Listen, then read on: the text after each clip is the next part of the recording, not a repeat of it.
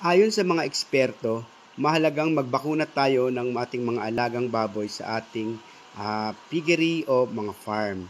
2 beses po tayo dapat magbakuna sa mga inahin.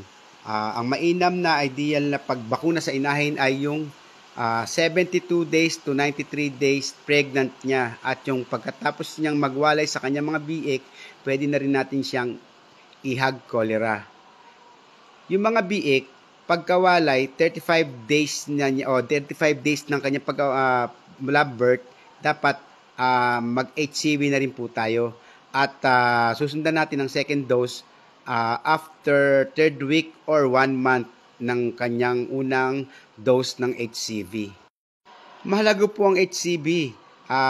Yan po minsan ay napapagkamalang ASF. Halos kasi parehas sila ng signs and symptoms ng ASF. Kaya po dapat magbakuna tayo ng HCV. Backyard man o farm o farm. Okay? Kasi po pag wala po tayong bakuna na yan, wala tayong protection o immunity sa virus ng hog cholera o tinatawag na classical swine flu fever. Okay? Okay po. Sana po may natutunan po tayo sa araw na ito. Babu!